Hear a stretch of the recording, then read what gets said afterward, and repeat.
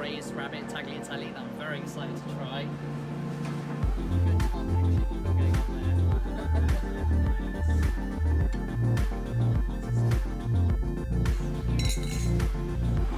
Good afternoon everyone and welcome to another edition of Foodie Friday. This is Pip from JFKLiving and we have got an episode for you today. I'm so excited. We are with Dominic and Lindsay at Hearthside restaurant in downtown Collingswood, probably one of the best restaurants in New Jersey at the moment. We're going to be going in and trying some food, finding out what makes Hearthside. So let's go on in and take a look.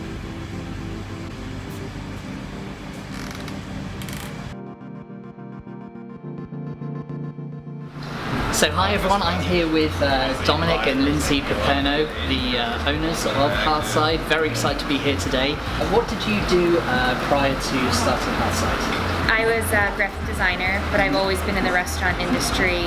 I was always like doing freelance design work, and then to supplement sort of income, always been in the restaurant industry since I was young. Okay. So I pretty much worked every job there is besides the hotline. Directly before here, I was working at Vernick Food and Drink in Philadelphia as their sous chef. I was there for 3 years. Prior to that, I worked at Zeppeli in Collingswood. Oh yeah, great. I was there for 2.5 years. I went to culinary school in New York City and Italy before. I worked at a restaurant in Italy in Chianti, which kind of gives me like my background on Italian food, like the pastas and breads and stuff like that. Yeah. But yeah, pretty much those 2 restaurants for a long time before we decided to do this. Okay.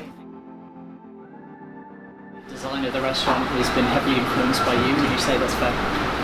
Yeah, we worked with Ambit Architecture, very talented firm, which was really nice because I was able to kind of have my input on what I wanted and what I was looking for and going for. Yeah, it was a nice balance.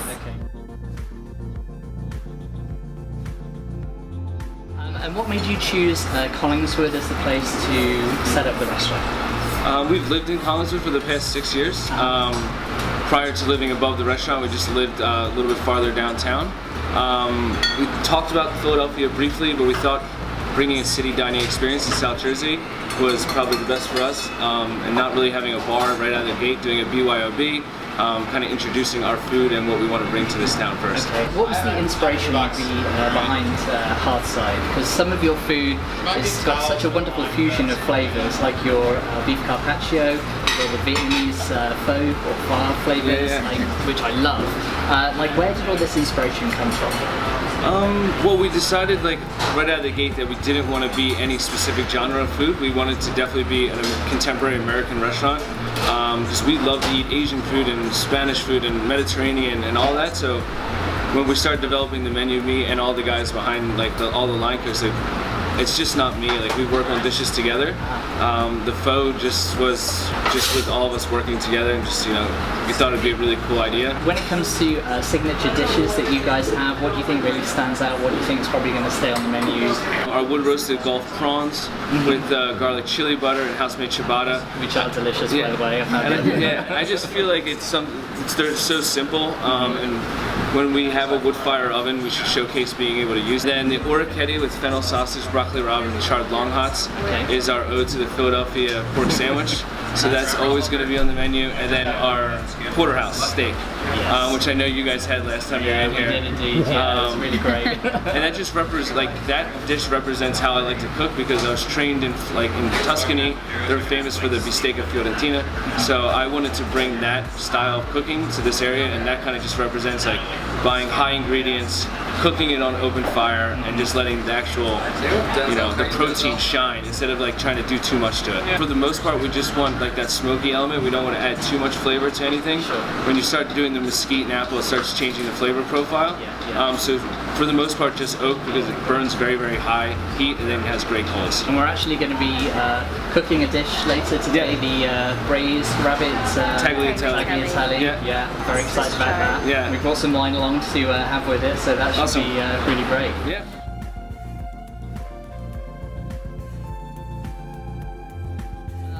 Now obviously you guys have been absolutely killing it. You've been getting a ton of press, regular bands giving you like all the high scores. You've won awards with the Garden State. We just were in Bon Appetit's top 50 new restaurants in America, so that was fantastic. That was amazing. Huge Bit accolade. shocking. Yeah, very shocking. We just received Best BYOB in Philadelphia from Philadelphia Magazine. Not even in Philadelphia. That's amazing, isn't it? That's the cool part. What do you think the key to your success is? We're receiving these awards, I think, one, because we have excellent food, but also we provide good service and that atmosphere, and I think that people really enjoy that. Yeah, the full experience when you come to a restaurant. It's not just necessarily about the food, but it's the ambience and the service. You've got to have all those things, and I've got to say, you really have nailed it here. I mean, I think all three of those things are really I think for the most part, it's our team that we are very lucky to have the team we have, and we've built a culture that me and Lindsay wanted to represent, like how we feel about hospitality and food, and our team has bought into that culture, and I feel like that's kind of what separates us. When you walk in, you don't feel like you're just going to a restaurant. There's like an energy and vibe between everybody that's working, and I feel like people start feeding off of that really well. Yeah, that's. Okay, so we have Tom, who is preparing the braised rabbit tagliatelle that I'm very excited to try. We have some 3-hour braised rabbit leg, just braised in chicken stock, some mirepoix, some very nice aromatic herbs. With it comes some house-cured pancetta and some freshly chiffonade Swiss chard. Very, very beautiful combination. We're going to finish it with a little bit of Parmigiano Reggiano cheese and a little bit of butter to cream it out at the end. We are doing a house-made tagliatelle, which is a beautiful noodle here, and it absorbs the sauce beautifully. Fantastic. The smells are beautiful back here. It's got my taste buds going already. Very excited about trying this dish. Going with some Parmigiano Reggiano cheese. So I'm ready to go with some butter here, finish it out. Well, that is looking absolutely fantastic. Beautiful dish. Get all that pan goodness on there. Braised rabbit, house cured pancetta, chiffonade Swiss chard. Garnished with a little bit of Parmigiano Reggiano. I'm in love. That And we're good to looks go. Amazing. We have this beautiful rabbit dish that Tom has prepared for us in the kitchen. So in Tuscany, they traditionally eat rabbit, braised whole legs, and only some type of pancetta, cured meat, guanciale sometimes, in the braise, and then served with sauteed Tuscan kale. So the first time I ate the dish, I was living in Chianti, and I said, you know, that'd be a great pasta. So when I opened my own restaurant, I wanted to try to do it, and this is our version with house-made pancetta. Now I bought a very special wine today that I picked up at Moore Brothers earlier. This is a Barbaresco 2013 vintage from Old Vines. Ronchi is the producer. They just picked it in. Now I thought something like a Nebbiolo would be perfect with this dish because with all that parmesan and butter and pancetta and wonderful things running through this, it's rich, and you need something that's really going to cut through it. But I didn't want anything as heavy as a Barolo, so Barbaresco was the one. Just that slightly more feminine twist, slight bit of rusticity running through it. I think this would be a really good fit.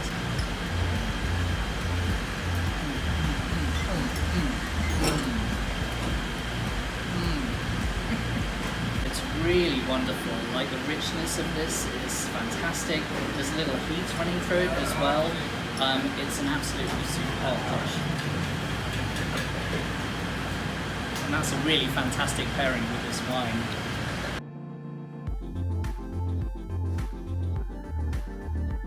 Are there any plans for Hearthside moving forward, or yourselves? Any other projects you might have in the works? We want to do this for at least 1 year or so before we really start looking into other projects.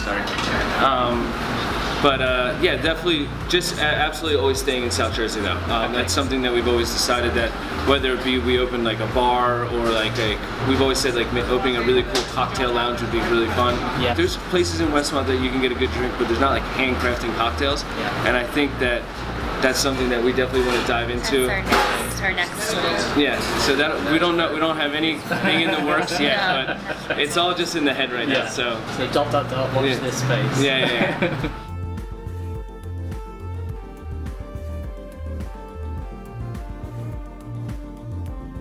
So, Lindsay, Dominic, thank you so much for inviting us down today and showing us your wonderful restaurant and sharing some of your delicious food with us. We're very excited to see what happens in the future with you guys. All right, Thank cheers. you. Cheers.